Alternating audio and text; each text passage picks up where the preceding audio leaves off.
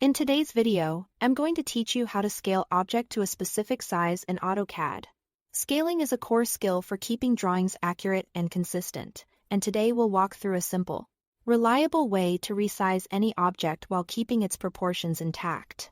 First, open AutoCAD and have the drawing or objects you want to adjust visible on screen.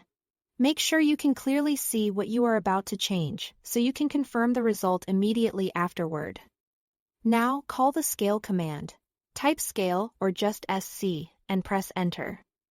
This tells AutoCAD you are about to resize something. You'll see prompts at the command line guiding you through the rest of the process. When prompted to select objects, click the object or objects you want to resize. You can select a single line or an entire group of shapes, whatever needs to change together. Once your selection looks right, press Enter to confirm the selection and move on. Next, choose a base point.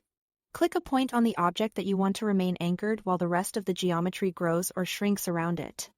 This base point is crucial. It's the fixed pivot for the scale operation. For example, pick a corner if that corner needs to stay put. Or pick the center of a circle if you want it to scale evenly outward from the middle. Take a moment to be precise with this click, because the base point controls the position of the result. With the base point set, type a scale factor. This is a simple number that tells AutoCAD how much to resize the object. A factor of 1 leaves the size unchanged. A number greater than 1 enlarges the object, and a number between 0 and 1 reduces it. For example, type 0.5 to make it half as large, or type 2 to double it. Use positive values to keep the geometry oriented the same way. And include decimals if you need fine control.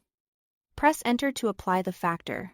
You'll see the object update immediately, staying anchored at your base point and scaling uniformly in all directions. Dimensions and distances within that object change by the factor you entered, while its overall shape remains consistent. That's all to it.